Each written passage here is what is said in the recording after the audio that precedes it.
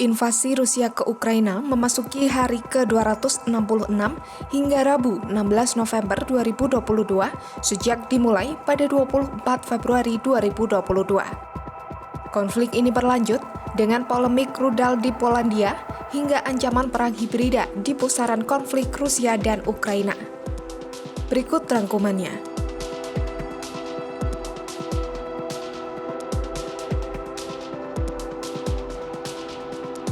Polandia melaporkan bahwa Rusia mengirim rudal ke wilayahnya, tepatnya di daerah perbatasan Ukraina-Polandia pada Selasa 15 November 2022. Akibat serangan rudal tersebut, sebanyak 2 orang dilaporkan meninggal dunia.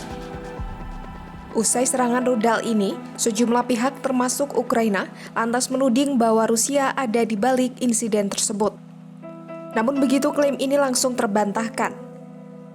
Rusia memastikan tak menargetkan wilayah Polandia. Selain itu, Presiden Polandia Andrzej Duda juga menyimpulkan bahwa serangan rudal tersebut merupakan tembakan salah sasaran yang berasal dari Ukraina. Absolutnie nic nie wskazuje na to, że był to intencjonalny atak na Polskę. Czyli, że to, co się stało, czyli to, że na naszym terytorium spadła rakieta, nie było działaniem intencjonalnym. Nie była to rakieta, która była wymierzona, wycelowana w Polskę. W istocie zatem nie był to atak na Polskę.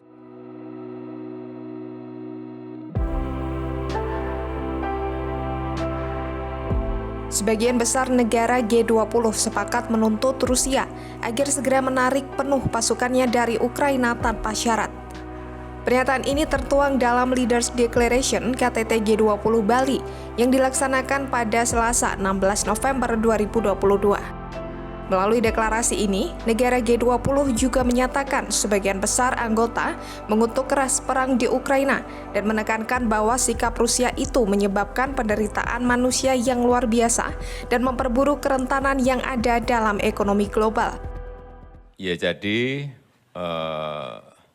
paragraf yang sangat diperdebatkan itu memang hanya satu paragraf, yaitu penyikapan terhadap perang di Ukraina.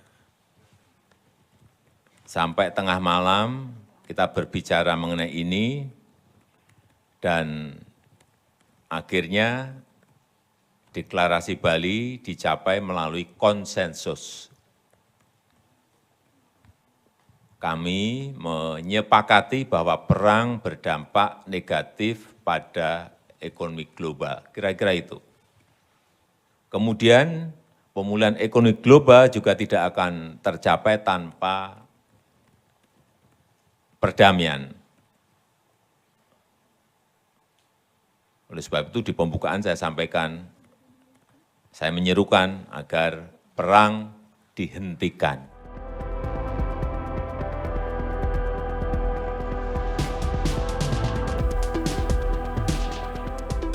Rusia dilaporkan kembali membombardir Ukraina dengan serangan rudal pada Selasa 15 November 2022. Tak tanggung-tanggung, setidaknya ada sekitar 90 rudal yang diluncurkan Moskwa. Akibat serangan ini, sebagian besar wilayah Ukraina gelap gulita mengingat sebanyak 15 fasilitas infrastruktur energi di berbagai wilayah Ukraina mengalami kerusakan. Serangan rudal Rusia ke Ukraina ini sendiri terjadi beberapa jam setelah Presiden Ukraina Volodymyr Zelensky berpidato lewat video soal rencana perdamaian di depan para pemimpin dunia pada KTT G20 di Bali.